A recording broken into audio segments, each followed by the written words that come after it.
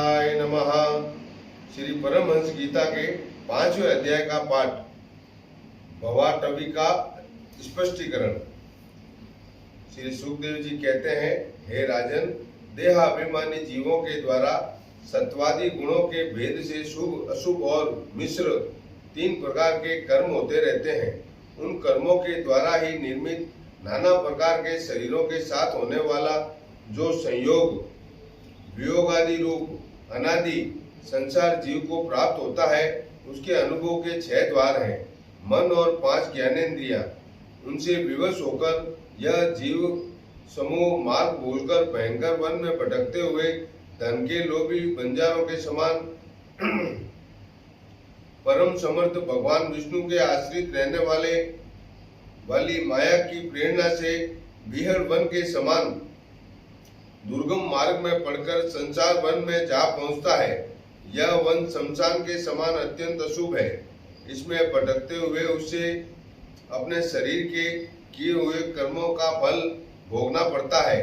यहाँ अनेकों विघ्न के कारण उसे अपने व्यापार में सफलता भी नहीं मिलती, तो भी यह उसके श्रम को शांत करने वाले श्री हरि एवं गुरुदेव के चरणाविंद मकरंद मधु के रसिक भक्त भ्रमरों के मार्ग का अनुसरण नहीं करता। इस संसार वन में मन सहित 6 इंद्रियां ही अपने कर्मों की दृष्टि से टांकों के समान है। पुरुष बहुत सा कष्ट उठाकर जो धन कमाता है, उसका उपयोग धर्म में होना चाहिए। वही धर्म यदि साक्षात भगवान परम पुरुष की आराधना के रूप में होता है, तो उसे परलोक में निहित श्रेयस का हेतु बताया गया है।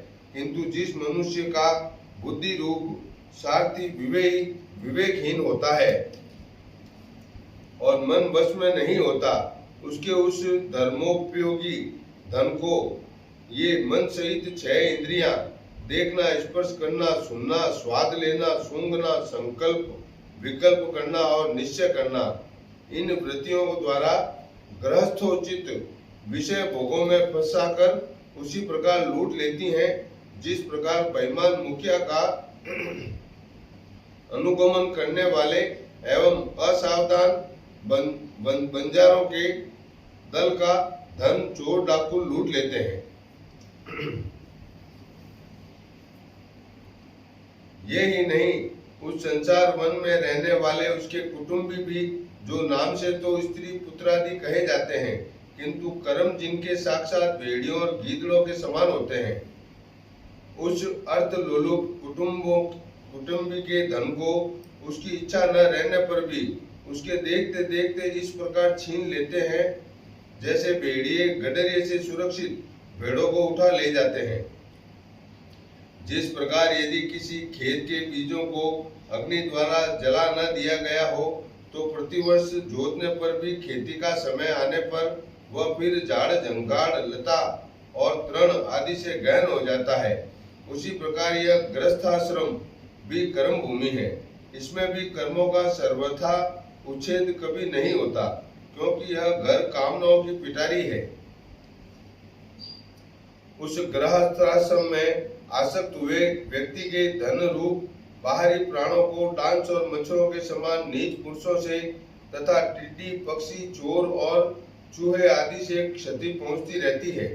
कभी इस मार्ग में भटकते भटकते यह अविद्या, कामना और कर्मों से कुलसित हुए अपने चित्त से दृष्टि दोष के कारण इस मर्त्य लोक को, जो गंधर्व नगर के समान असत है, सत्य समझने लगता है। फिर खान पान और स्त्री प्रसंगादि व्यसनों में फंसकर मृग तृष्णा के समान मिथ्या विषयों की ओर दौड़ने लगता है। कभी बुद्धि के रजोगुण से प्रभावित होने पर सारे अनर्थों की जड़ अग्नि के मल रूप सोने की ही सुख का साधन समझकर उसे पाने के लिए लालायित हो इस प्रकार दौड़ धूप करने लगता है। जैसे वन में जाड़े से ठिठुरता हुआ पुरुष अग्नि के लिए व्याकुल होकर उन्मुख पिशाच की, अज्ञा बेताल की और उसे आग समझकर दौड़े। कभी इस शरीर को जीवित रखने वाले घर, अन्न, जल और धन आदि में अभिनिवेश करके इस संसार में इधर उधर दौड़ धूप करता रहता है। कभी बवंडर के समान आंखों में धूल झोंक देने वाली स्त्री गोद में बैठा लेता है तो तत्काल रागांध सा होकर सत्पुरुषों की मर्यादा का भी विचार नहीं करता। उस समय नेत्रों में रजोगुण की धूल भर जाने से बुद्धि ऐसी मलिन हो जाती है कि अपने कर्मों की साक्षी दिशाओं के देवताओं को भी भूल जाता है। कभी अपने आप ही एकाध बार विषयों का मिथ्या तत्व जान लेने पर भी अनादि काल से देह में आत्मबुद्धि रहने से विवेक बुद्धि नष्ट हो जाने के कारण उन मरुमरी चिका तुल्य विषयों की ओर ही फिर दौड़ने लगता है। कभी प्रत्यक्ष शब्द करने वाले उल्लू के समान शत्रुओं की और परोक्ष रूप से बोलने वाले झिंगुरों के समान राजा की अति कठोर एवं दिल को दहला देने वाली डरावनी डांट डपट से इसके कान और मन को बड़ी व्यथा होती है। पूर्व पुण्य क्षीण हो जाने पर यह जीवित ही मुर्दे के समान हो जाता है और जो कारस्कर एवं काकतुंड आदि जहरीले फलों वाले पाप वृक्षों इसी प्रकार की दूषित लताओं और विषैले कुओं के समान है तथा जिनका धन इस लोक और परलोक दोनों के ही काम में नहीं आता और जो जीते हुए भी मुर्दे के समान है, उन कृपण पुरुषों का आश्रय लेता है। कभी असत पुरुषों के संग से बुद्धि बिगाड़ जाने के कारण सूखी नदी में गिरकर दुखी होने के कारण इस लोक और परलोक में दुख देने वाले पाखंड में फंस जाता है। जब दूसरों को सताने से उसे अन्न भी नहीं मिलता तब वह अपने सगे पिता पुत्रों को अथवा पिता या पुत्र आदि का एक तिनका भी जिनके पास देखता है उनको फाड़ खाने के लिए तैयार हो जाता है। कभी दावानल के समान प्रिय विषयों से शून्य एवं परिणाम में दुख में घर में पहुंचता है तो वहां इष्ट जनों के वियोग आदि से उसके शोक की आग भड़क उठती है। उससे संतप्त होकर वह बहुत ही खीन होने लगता है। कभी काल के समान भयंकर राजकुल रूप राक्षस इसके परम प्रिय धन रूप प्राणों को हर लेता है तो यह मरे हुए के समान निजी हो जाता है। कभी मनोज के पदार्थों के समान अत्यंत असत पिता पितामह आदि संबंधों को सत्य समझकर उनके सहवास से स्वप्न के समान क्षणिक सुख का अनुभव करता है। गृहस्थ आश्रम के लिए जीव कर्म विधि का महान विस्तार किया गया है। उसका अनुष्ठान किसी पर्वत कड़ी चढ़ाई के समान ही है। लोगों को उस और पर्वत देखकर उनकी देखा देखी जब वह यह भी उसे पूरा करने का प्रयत्न करता है तब तरह तरह की कठिनाइयों से कलेशित होकर कांटे और कंकड़ों से भरी भूमि में पहुंचे हुए व्यक्ति के समान दुखी हो जाता है। कभी पेट की असहनीय ज्वाला से अधीर होकर अपने कुटुंब पर ही बिगड़ने लगता है। फिर जब निंद्रा रूप अजगर के चंगुल में फंस जाता है तब अज्ञान रूप घोर अंधकार में डूबकर सूने वन में फंसे हुए मुर्दे के समान सोया पड़ा रहता है। उस समय इसे किसी बात की सुधि नहीं रहती। कभी दुर्जन रूप काटने वाले जीव इतना काटते तिरस्कार करते हैं कि इसके गर्व रूप दांत जिनसे यह दूसरों को काटता था टूट जाते हैं। तब इसे अशांति के कारण नींद भी नहीं आती तथा मर्म वेदना के कारण क्षण क्षण में विवेक शक्ति क्षीण होते रहने से अंत में अंधे की भांति वह नरक रूप अंधे कुएं में जा गिरता है। कभी विषय सुख रूप मधुकर्णों को ढूंढते ढूंढते जब यह लुक छिपकर पर स्त्री या पर धन को उड़ाना चाहता है तब उनके स्वामी या राजा के हाथ से मारा जाकर ऐसे नरक में जा गिरता है जिसका और छोर नहीं है। इसी से ऐसा कहते हैं कि प्रवृत्ति मार्ग में रहकर किए हुए लौकिक और वैदिक दोनों ही प्रकार के कर्म जीव को संसार की ही प्राप्ति कराने वाले हैं। यदि किसी प्रकार राजा आदि के बंधन से छूट भी गया तो अन्य अन्याय से अपहरण किए हुए उन स्त्री और धन को देवदत्त नाम का कोई दूसरा व्यक्ति छीन लेता है और उससे विष्णुमित्र नाम का कोई तीसरा व्यक्ति झटक लेता है। इस प्रकार वे भोग एक पुरुष से दूसरे पुरुष के पास जाते रहते हैं, एक स्थान पर नहीं ठहरते। कभी कभी शीत और वायु आदि अनेक आदि दैविक, आदि भौतिक और आध्यात्मिक दुख की स्थितियों के निवारण करने में समर्थ न होने से यह अपार चिंताओं के कारण उदास हो जाता है। कभी परस्पर लेन देन का व्यवहार करते समय किसी दूसरे का थोड़ा सा दमड़ी भर अथवा इससे भी कम धन चुरा लेता है तो इस बेईमानी के कारण उससे वैर ठन जाता है। इस मार्ग में पूर्वोक्त विघ्नों के अतिरिक्त सुख, दुख, राग, द्वेष, भय, अभिमान, प्रमाद, उन्माद, शोक, मोह, लोभ, मात्सर्य, ईर्ष्या, अपमान, क्षुधा, पिपासा आदि व्याधि, जन्म, जरा और मृत्यु आदि और भी अनेकों विघ्न हैं। इस विघ्न बहुल मार्ग में इस प्रकार भटकता हुआ यह जीव किसी समय देव माया रूपिणी स्त्री के बाहुपाश में पड़कर विवेकहीन हो जाता है। तब उसी के लिए विहार भवन आदि बनवाने की चिंता में ग्रस्त रहता है तथा उसी के आश्रित रहने वाले पुत्र पुत्री अन्यान्य स्त्रियों के मीठे मीठे बोल, चितवन और चेष्टाओं में आसक्त होकर उन्हीं में चित्त फंस जाने से वह इंद्रियों का दास अपार अंधकार में नरकों में गिर जाता है। काल चक्र साक्षात भगवान विष्णु का आयुध है। वह परमाणु से लेकर द्विपरार्ध पर्यंत क्षण, घटी और आदि अवयवों से युक्त है। वह निरंतर सावधान रहकर घूमता रहता है।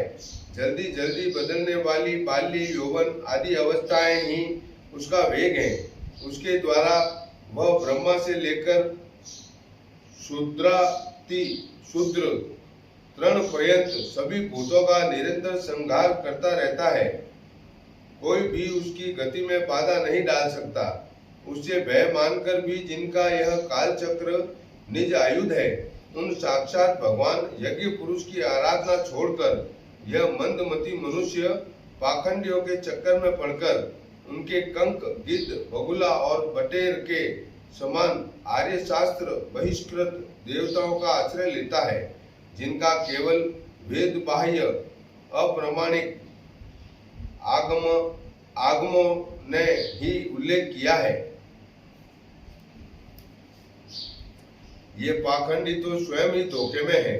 जब यह भी उनकी ठगाई में आकर दुखी होता है तब ब्राह्मणों की शरण लेता है, किंतु उपनयन संस्कार के अनंतर श्रौत स्मरार्थ कर्मों से भगवान यज्ञ पुरुष की आराधना करना आदि जो उनका शास्त्रोक्त आचार है वह इसे अच्छा नहीं लगता। इसीलिए वेदोक्त आचार के अनुकूल अपने में शुद्धि न होने के कारण यह कर्म शून्य शूद्र कुल में प्रवेश करता है, जिसका स्वभाव वानरों के समान केवल कुटुंब पोषण और स्त्री सेवन करना ही है। वहां बिना रोक टोक स्वच्छंद विहार करने से इसकी बुद्धि अत्यंत दीन हो जाती है और एक दूसरे का मुख देखना और विषय भोगों में फंसकर इसे अपने मृत्यु काल का भी स्मरण नहीं होता। वृक्षों के समान जिनका लौकिक सुख ही फल है, उन घरों में ही सुख मानकर वानरों की भांति स्त्री पुत्रादि में आसक्त होकर यह अपना सारा समय मैथुन आदि विषय भोगों में ही बिता देता है। इस प्रकार प्रवृत्ति मार्ग में पड़कर सुख दुख भोगता हुआ यह जीव रोग रूपी गिरी गुहा में फंसकर उसमें रहने वाले मृत्यु रूप हाथी से डरता रहता है। कभी कभी शीत, वायु आदि अनेक प्रकार के आदि दैविक, आदि भौतिक और आध्यात्मिक दुखों की निवृत्ति करने में जब असफल हो जाता है, तब उस समय अपार विषयों की चिंता से यह खिन्न हो उठता है। कभी आपस में क्रय विक्रय आदि व्यापार करने पर बहुत कंजूसी करने से इसे थोड़ा सा धन हाथ लग जाता है। कभी धन नष्ट हो जाने से जब इसके पास सोने, बैठने और खाने आदि की भी कोई सामग्री नहीं रहती, तब अपने अभिष्ट भोग न मिलने से यह उन्हें चोरी आदि बुरे उपयोगों से पाने का निश्चय करता है। इससे इसे जहां तहां दूसरों के हाथ से बहुत अपमानित होना पड़ता है। इस प्रकार धन की आसक्ति से परस्पर वैर भाव बढ़ जाने पर भी यह अपनी पूर्व वासनाओं से विवश होकर आपस में विवाहादि संबंध करता है और छोड़ता रहता है। इस संसार में मार्ग में चलने वाला यह जीव अनेक प्रकार के क्लेश और विघ्न बाधाओं से बाधित होने पर भी मार्ग में जिस पर जहां आपत्ति आती है अथवा जो कोई मर जाता है उसे जहां का तहां छोड़ देता है तथा नए जन्मे हुओं का साथ लगाता है। कभी किसी के लिए शोक करता है, किसी का दुख देखकर मूर्छित हो जाता है, किसी के वियोग होने की आशंका से भयभीत हो उठता है, किसी से झगड़ने लगता है, कोई आपत्ति आती है तो रोने चिल्लाने लगता है, कहीं कोई मन के अनुकूल बात हो गई तो प्रसन्नता के मारे फूला नहीं समाता, कभी गाने लगता है तो कभी उन्हीं के लिए बंधने में भी नहीं हिचकता। साधुजन इसके पास कभी नहीं आते, यह साधु संग से सदा वंचित रहता है। इस प्रकार यह निरंतर आगे बढ़ रहा है। जहाँ से इसकी यात्रा आरंभ हुई है और जिसे इस मार्ग की अंतिम अवधि कहते हैं, उस परमात्मा के पास यह अभी तक नहीं लौटा है। परमात्मा तक तो योग शास्त्र की भी गति नहीं है। जिन्होंने सब प्रकार के दंड शासन का त्याग कर दिया है, वे निवृत्ति परायण संयमतात्मा मुनिजन ही उसे तृप्त प्राप्त कर पाते हैं। जो दिग्गजों को जीतने वाले और बड़े बड़े यज्ञों का अनुष्ठान करने वाले राजऋषि हैं, उनकी भी वहां तक गति नहीं है। वे संग्राम भूमि में शत्रुओं का सामना करके केवल प्राण परित्याग ही करते हैं तथा जिनमें यह मेरी है ऐसा अभिमान करके वैर ठाना है, उस पृथ्वी में ही अपना शरीर छोड़कर स्वयं परलोक को चले जाते हैं। इस संसार से वे भी पार नहीं होते।